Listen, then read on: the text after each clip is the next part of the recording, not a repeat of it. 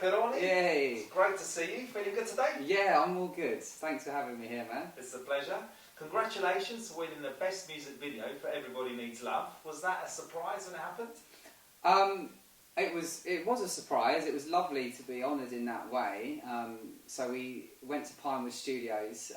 So the background behind that was I met, and funny enough, because we were just talking now about the Thunderbirds, and when we come in before the interview, we were playing the soundtrack to the theme of the Thunderbirds, which is a great piece of music. Excellent. And I met Dee Anderson at a charity event, and I mentioned to her that I do music, and she said, "Oh, I'd love to hear some." And then she told me that there was an awards ceremony that they do every year at Pinewood in honour of Sylvia Anderson, who created the Thunderbirds. And she said, "Look, there's different arts-based awards, and we would like to give your song 'Everybody Needs Love' the award for Best Music Video that year." So, yeah, it felt like the sort of cherry on the cake of what was already a really enjoyable process in creating that video.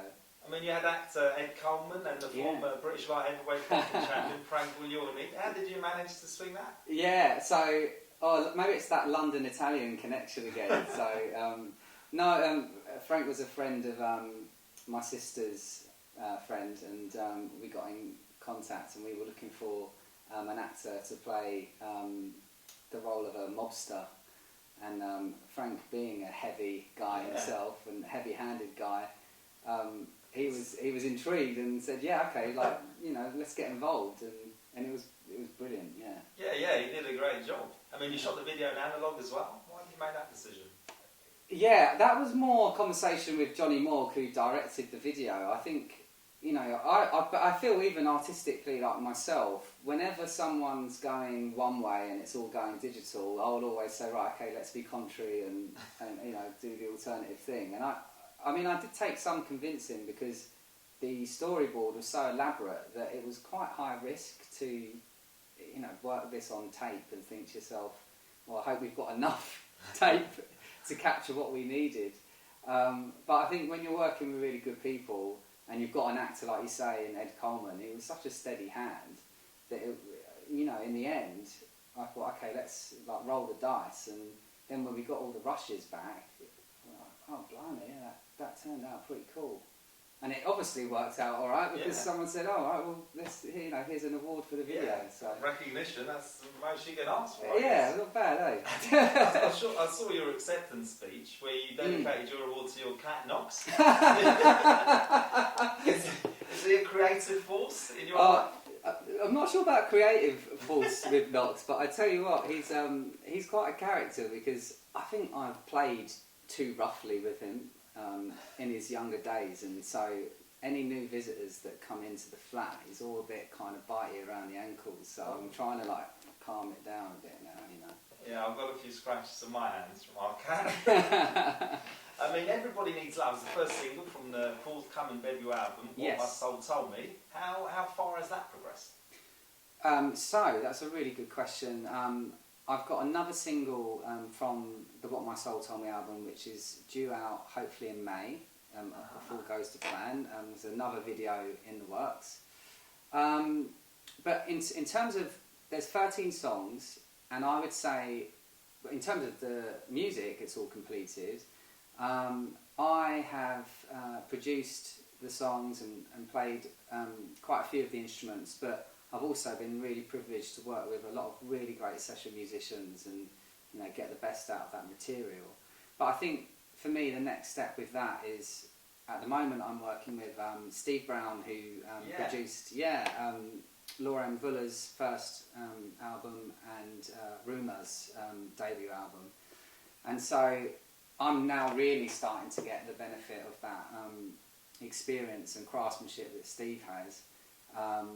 And I'm looking forward to him, collaborating with me in the process of just getting that... working his magic. Working his magic and getting that sort of executive production vibe, so that we get over the line with it. And I'm hoping either end of this year or certainly early next year to release the entire album. But for now, another single in the works. Excellent. What sort of musical direction, and how would you sort of sum it up, the style? Soul music. But soul music in its literal sense of the genre word. And then from my point of view, I feel that I'm a soul having a human experience. And so my form of expression is in writing these songs and conveying some of the challenges that I've had in my life over the last 10 years, and trying to wrap that up really into something meaningful. Yeah, I mean, you overcame the sort of darker days after being admitted to the pride with OCD, depression, anxiety. That must have been pretty rough for a 16-year-old. Yeah, it really was. I think there was, for a long period of time, I mean, me just sitting here talking to you and actually having all of these works of art now in the world, that really wasn't feasible at one point in my life. Yeah. And so, yeah, it's been a long road, but I feel that through music, which is such a cathartic thing to do for me, I've been able to overcome OCD and anxiety and depression. And I think, funnily enough, what I would like to say is that I'm now almost not really a believer in those terms as such. I mean, there was quite a controversial book that was written by Thomas Sass called The Myth of Mental Illness. And I think, it's almost about the society that we live in can bring challenges to people that ends up bending people out of their natural shape anyway. But then when we are so quick to label and say, right, okay, this means you have bipolar disorder or OCD or you have social anxiety, sometimes those things can be really useful, but other times they can be almost crutches for people to say, oh, right, well, that's what I've got now, and then you're sort of condemned to live out a really miserable life. Yeah. And I feel that the switching point for me was a book that I read by Richard Barrett called What My Soul Told Me, which is the name of the album. And quite a strange experience, because after reading that book, the author, Richard, put his email at the end of it and said, if any of this resonated with you, contact me. So that's precisely what I did. And he's since become an incredible mentor and friend in my life.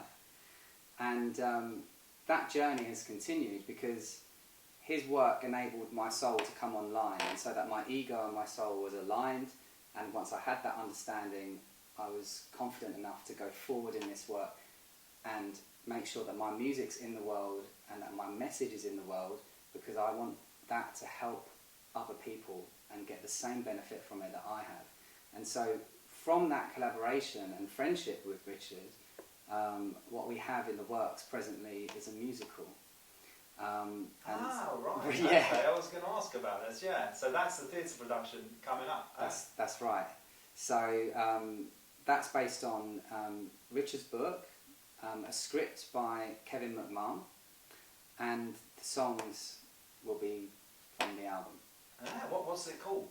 We haven't got a title for it yet. I mean, at the moment, obviously, working title would be What My Soul Told Me, just purely because it's based on the album. But I have an inkling that I would like it to be called something else, so we can split that out. But I mean, we have a completed script now, so it's all very exciting. Because what sort of rough storyline is it?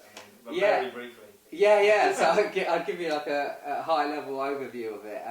So I mean, it's the story of, and the good thing is we're going to have a male and female cast switching roles. So it will be the story of a young man or a young woman, depending on which night you see the play. Good idea.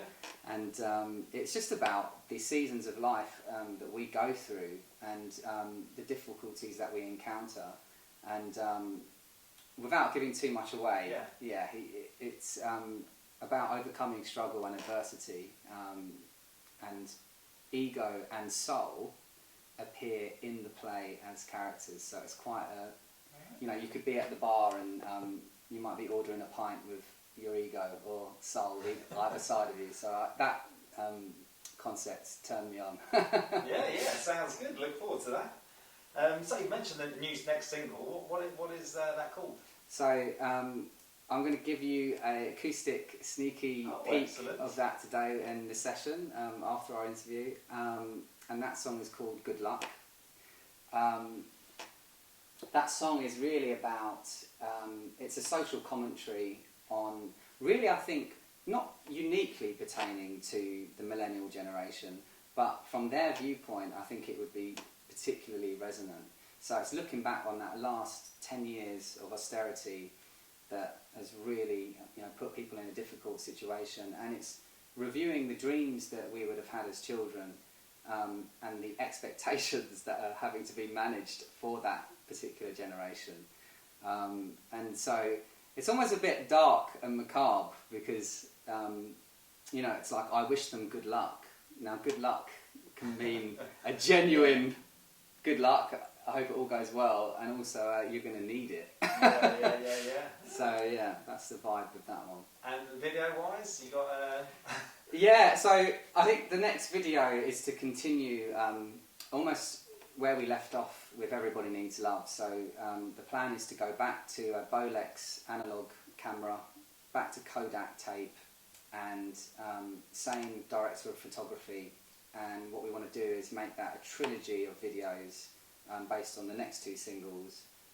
And that trilogy is a meditation on personal transformation and how people can overcome difficulties. Fantastic. This has been very well thought through, clearly. Yeah. How does your songwriting process work then? So, yesterday, or was that, no, what day is it today? Where we are? Sunday. Sunday, yeah, it's all a blur. On Friday, without sounding pretentious, but I had literally divine intervention because I sat there at the piano and I was in a really low mood and I really felt like I wanted to get something out of me. And I thought, I'll sit at the piano, I thought, I'll play like an A minor chord. And I thought, no, don't do that, you always start in A minor. So I thought, okay, I'll play a G minor. And when I played that, it reminded me of a piece of music that I actually wrote for my late uncle, who was a famous concert pianist in his own right. So Raphael Terroni, he played the Wigmore Hall, recorded with Naxos, which is quite a well-known classical music label. So I'm in a completely different field of music in terms of myself being a pop musician, but we had a very close relationship in terms of the way we related to music. And that was the last piece of music that he heard on his deathbed. So it was quite, it meant a tremendous amount to me that he got to hear it. But the reason why I wanted to play it to him was because it was a piece of piano-based music, and that's not something that, often I'll write and maybe I'll start with a groove and melody and chords will kind of fall in on that basis, or a guitar riff. But in this case, it was a piece of piano music that I actually didn't have any words or melody before.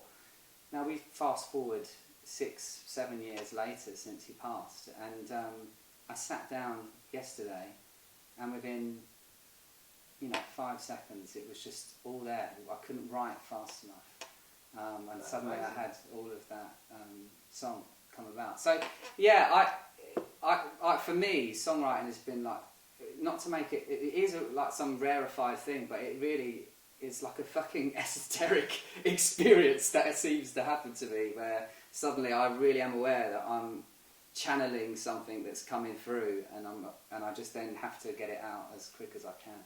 Brilliant. But who are your heroes in music then?